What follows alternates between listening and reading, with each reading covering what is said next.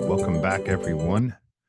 Pleased to have you here with me today as we continue this endeavor, understanding ourselves better, understanding our mind, how our mind operates, and if things go weary in our life, whether it's in our health, our happiness, our overall well being, or even our material wealth, we must understand it is an active mind creating this.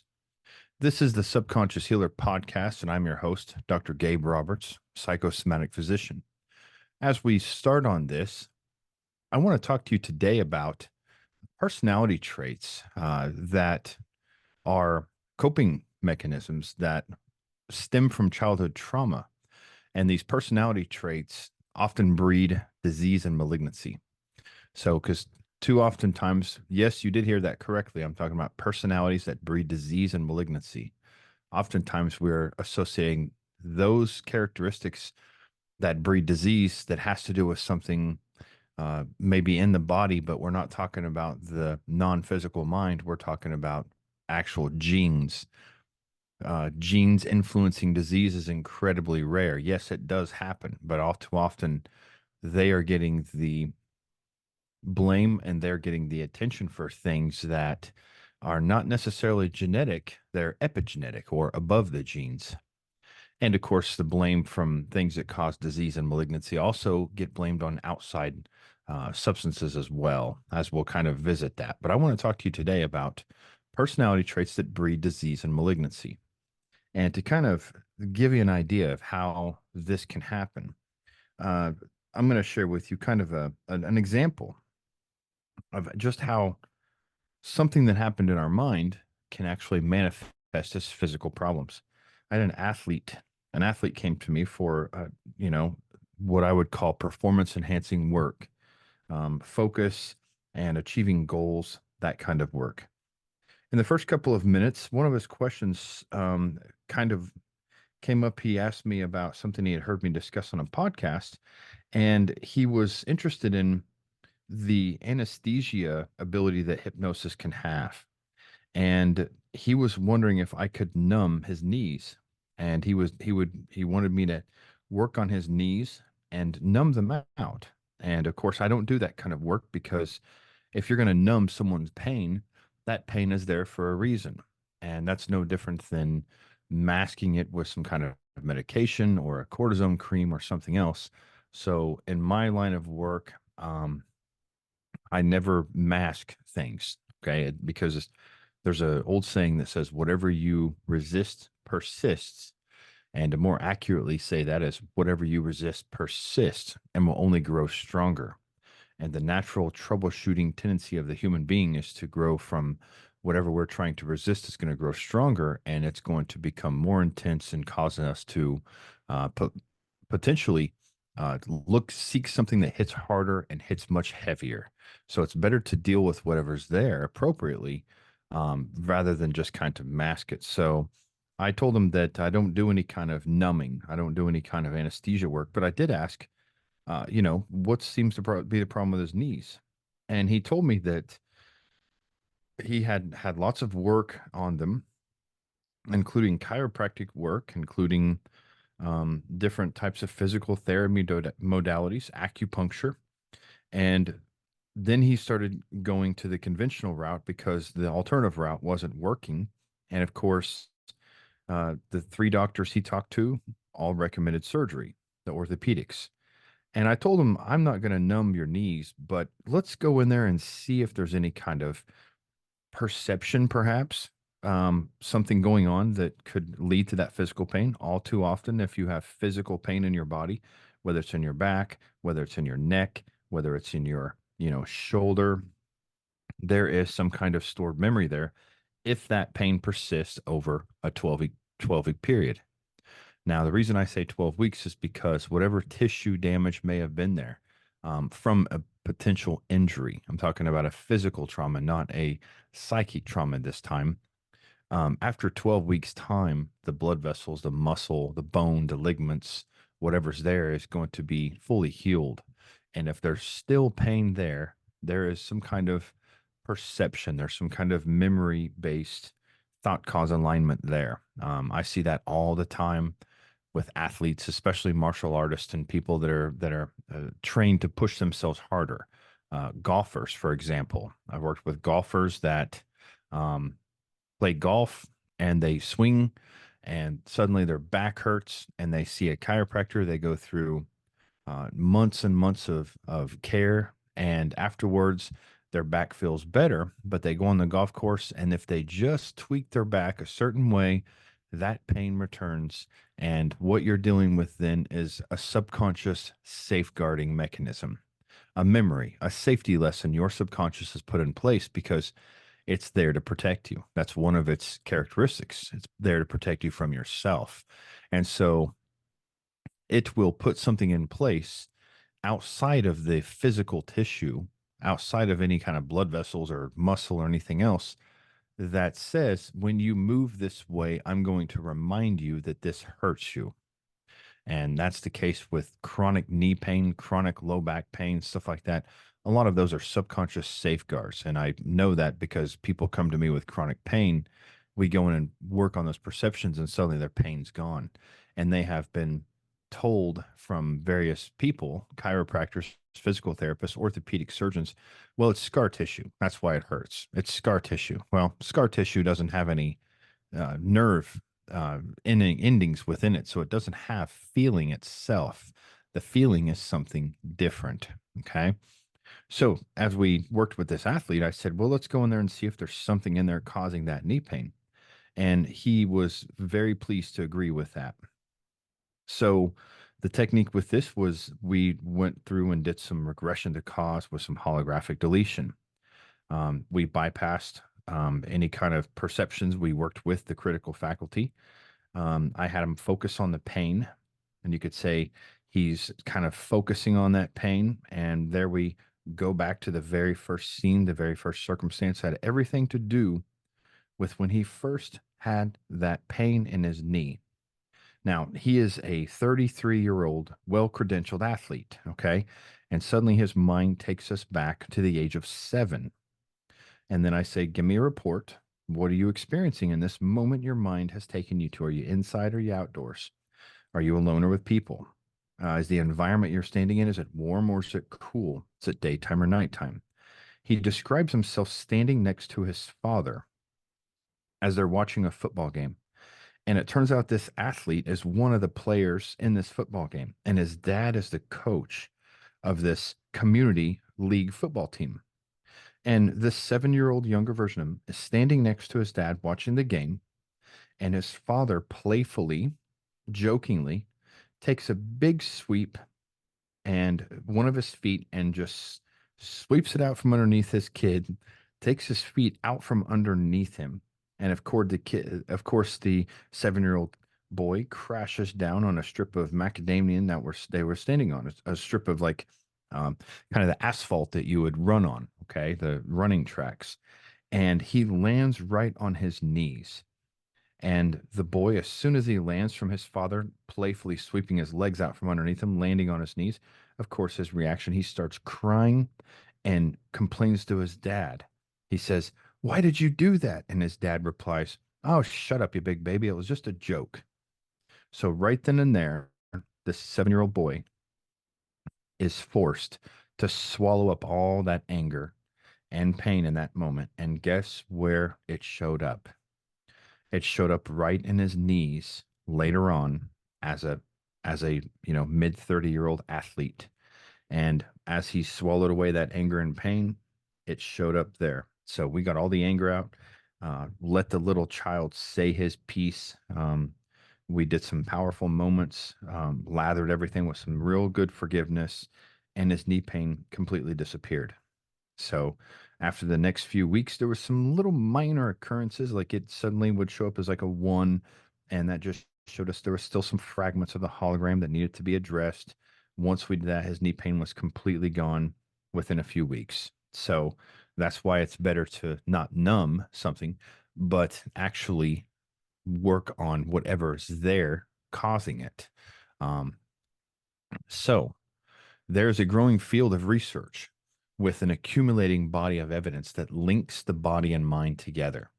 And one of these fields that has tremendously gaining attention, has 45 years or so of solid research. It's called psychoneuroimmunology, means psyche, the neuro system, the immune system, and the nervous system, and the hormonal system are all linked together. It is showing us a representation that individuals who become ill have certain characteristics in their personality, and ones that do not are not just merely random events. Okay. One of the founders of this, with very impressive credentials, was Candace Pert, Dr. Candace Pert. She's considered the mother of this psychoneuroimmunology, and she's even the one that coined the term body mind. That shows an inseparable connection between what goes on a person's thoughts, feelings, and emotions directly influences how their biology functions, even if it's knee pain from an athlete who had to swallow up these feelings of anger because his dad said, "Oh, shut up, you big baby." Just something as simple as that.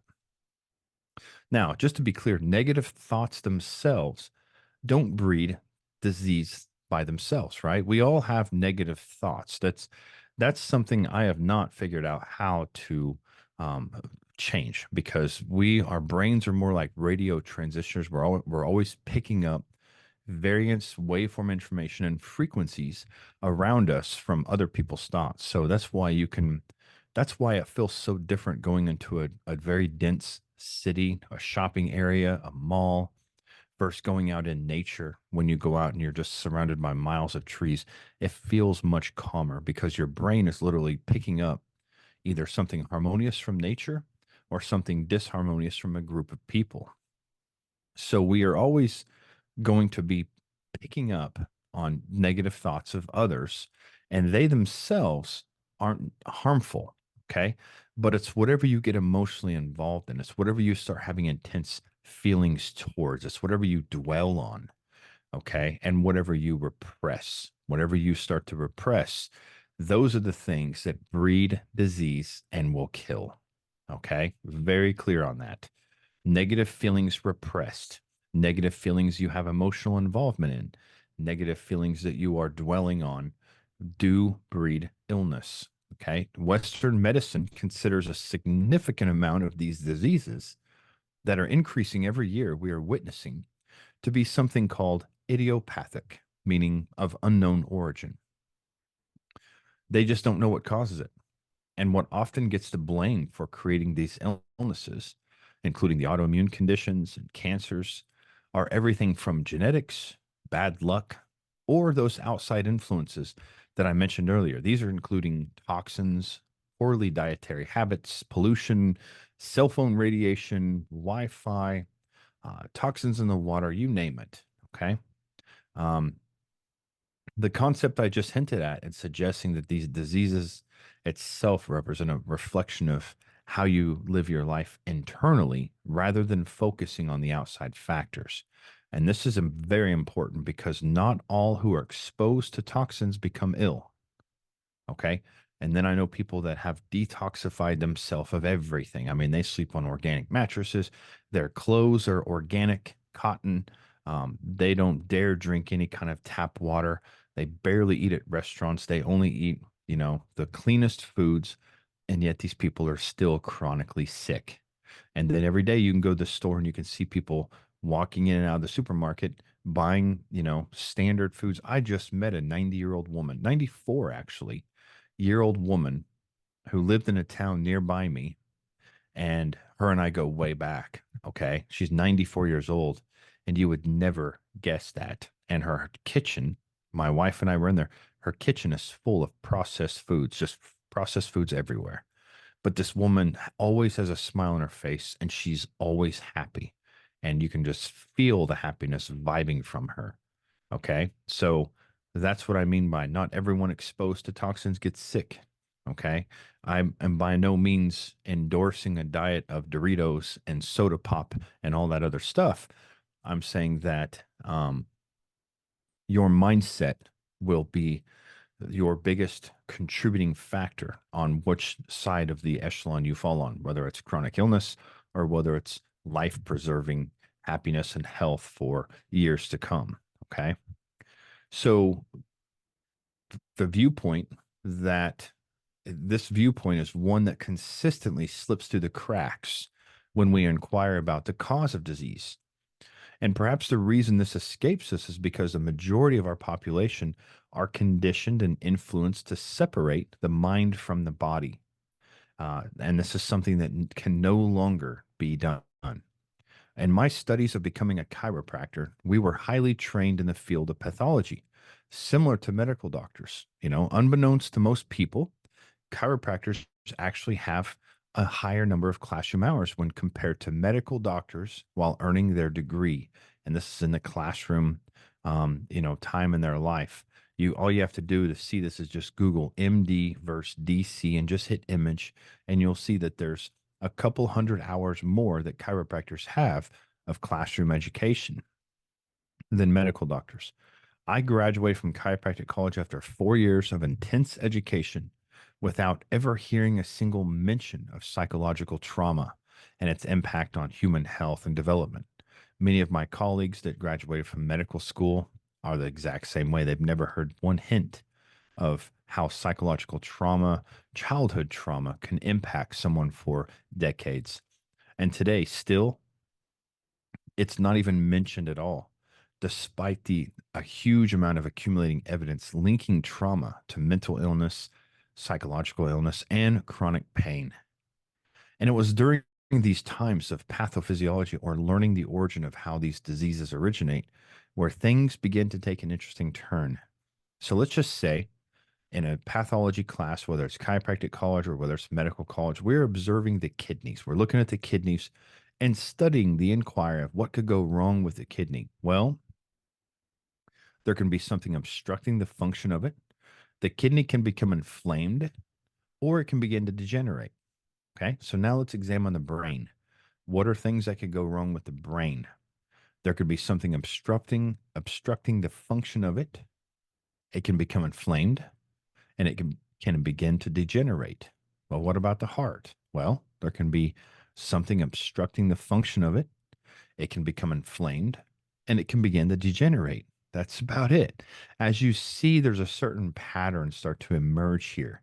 And the various reasons for these to occur are often associated with outside influential factors that we interact with, such as environmental toxins, or the ones that we don't understand very well, which will be called idiopathic.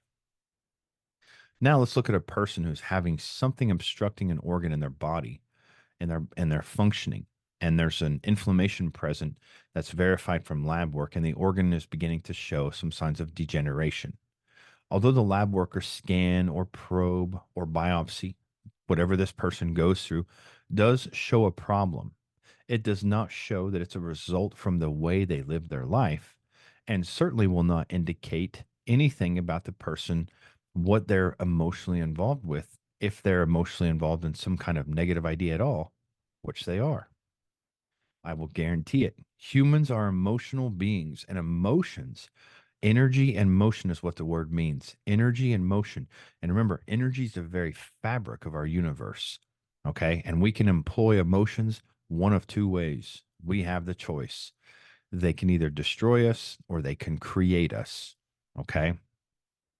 And if you followed along with previous podcasts, you will know that the mind is the creative, that the mind itself has the ability to take this formless substance that we would call wave pattern information at the subatomic level and make it into particles of light. And these particles of light become the construct that makes up everything of our universe, including our environment, our homes, our buildings, our clothes, certainly our physical body. So everything that I just named off, that your vehicles, your buildings, your clothes, they all started in the idea of somebody physically created those with their hands after they had an image in their mind.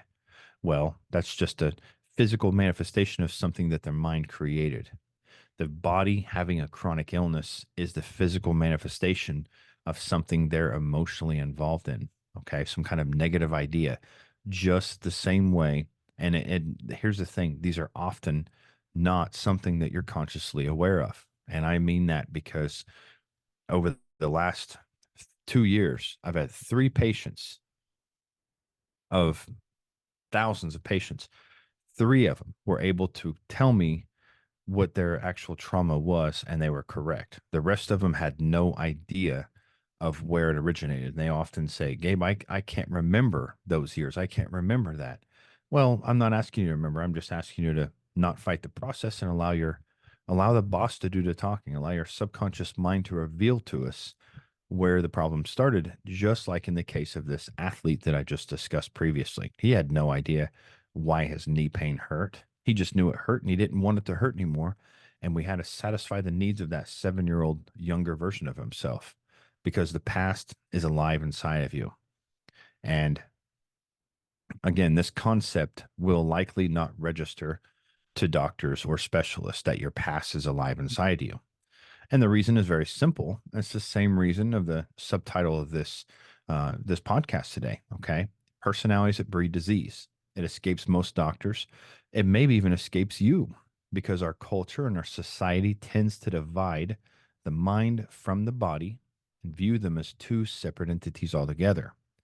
And to separate these is completely contradictory to how we interact and associate with life because in our lives, these kinds of separations do not exist.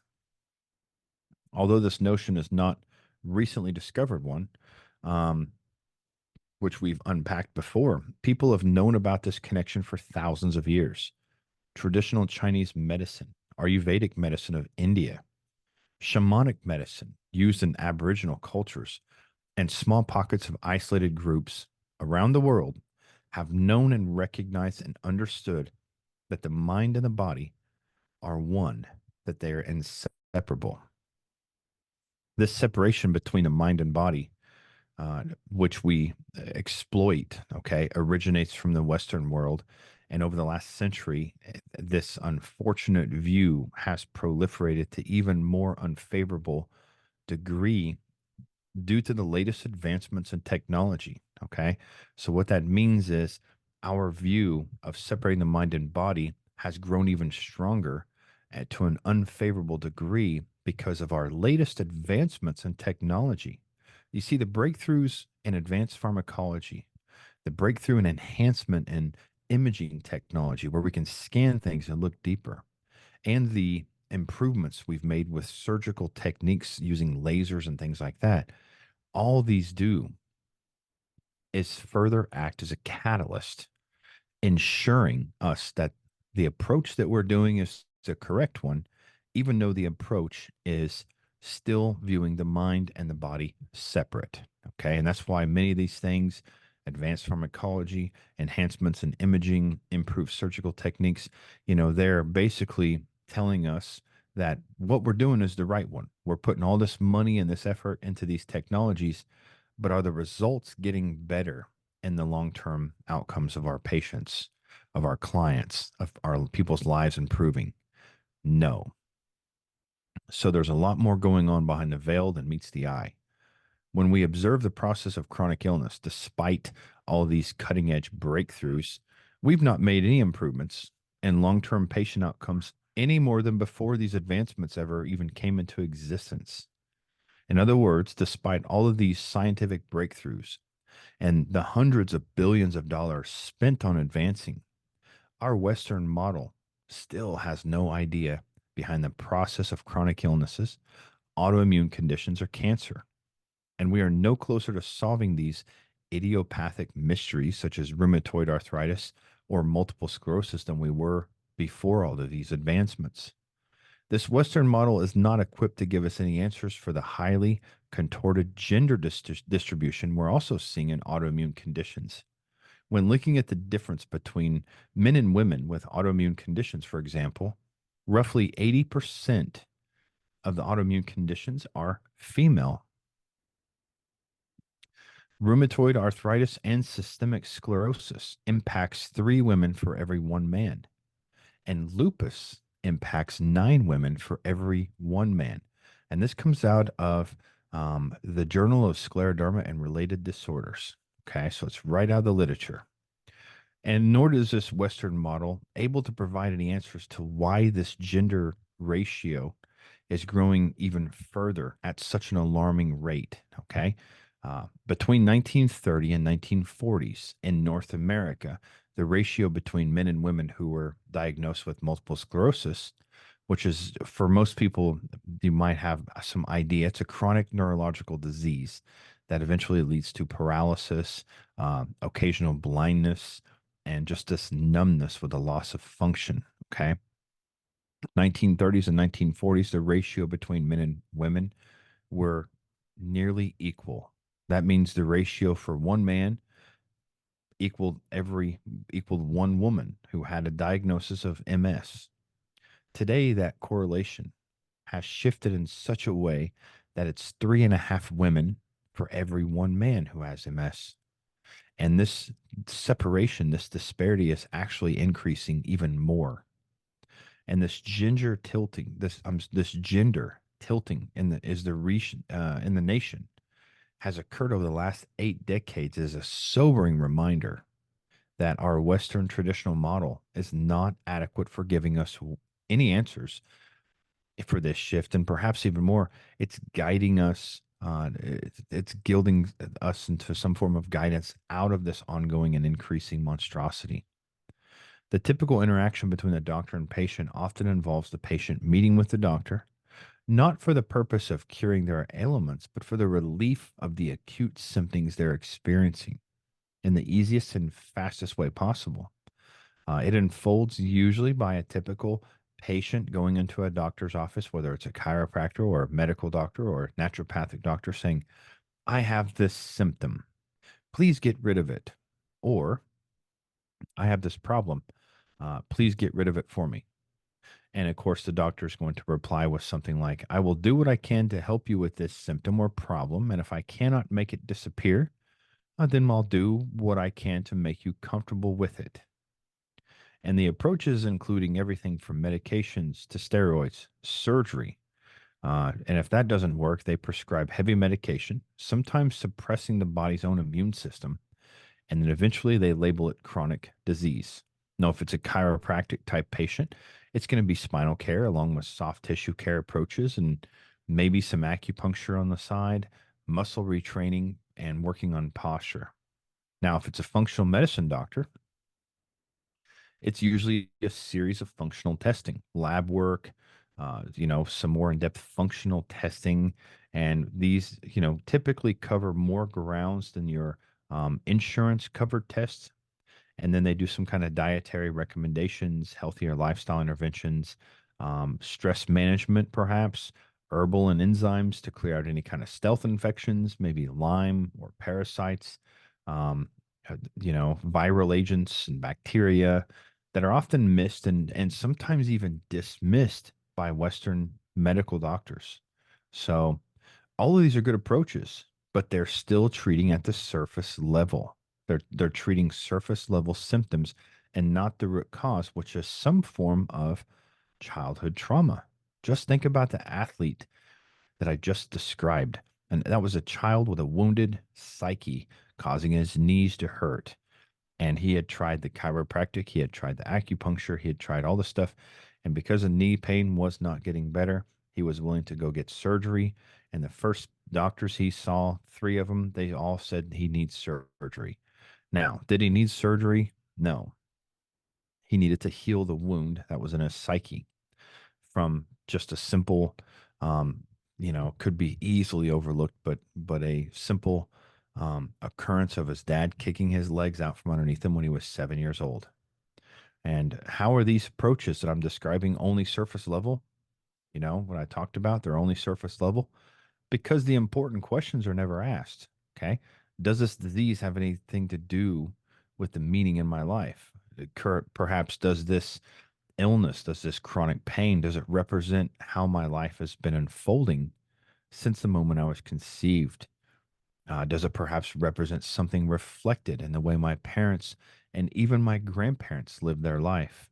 See, this level of inquiry does not occur the doctor, regardless of how they practice, in a huge majority of the cases.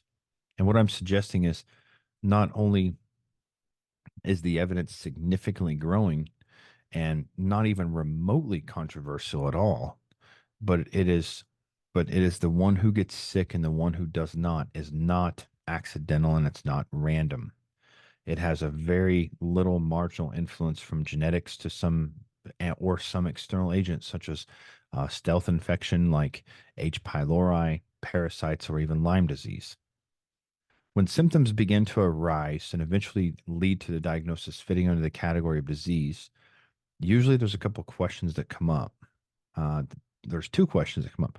The first question is, what kind of events occurred in the past necessary for the proliferation of the disease? And the second question is, what needs to be done in assisting the healing in the future?